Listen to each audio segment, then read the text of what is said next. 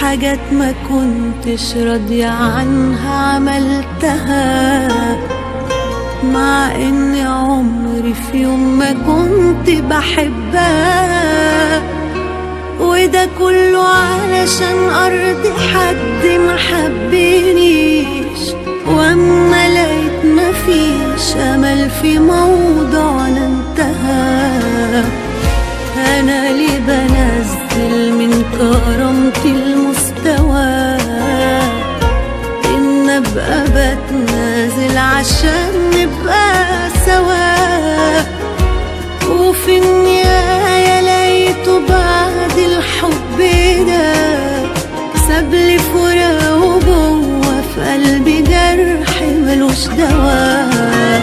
لا اقول ده نصيب ولا كان العيب فيا، ولا ناوية يكون في بينا فرصة للعتاب. اي غلطة خلاص وبقيت محسوبة عليا، ده مفيش انسان في الحب ما جربش العذاب. لا هقول ده نصيب ولا كان العيب فيا، ولا ناوية يكون في بينا فرصة للعتاب. اي غلطة خلاص وبقيت محسوبة عليا، ده مفيش انسان في الحب ما جربش العذاب.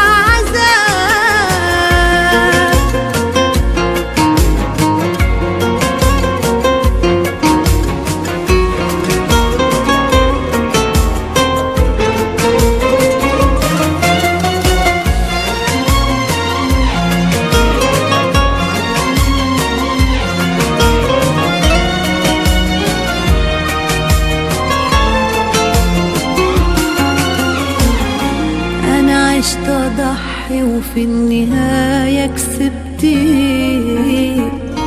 غير جرح واجع قلبي عايشة بداوي فيه. وبلوم في نفسي لأني كنت مصدقة إن مشاعره ليا ده حب حاسس قلبي بيه. عالوضع ده وعلى الجراح متمردة، وقلبي لازم يبقى أقوى من كده. وأنا قبل ما أدخل تاني أي تجربة عمري ما أحب حد وعيني تبقى مغمضة. لا أقول ده نصيب ولا كان العيب فيا، ولا ناوية يكون في بينا فرصة للعتاب. أي غلطة خلاص وبقيت محسوبة عليا، ده مفيش إنسان في الحب ما جربش العذاب. لا أقول ده نصيب ولا كان العيب فيا، ولا ناوية يكون في بينا فرصة للعتاب. أي غلطة خلاص وبقيت محسوبة عليا، ده مفيش إنسان في الحب ما جربش العذاب.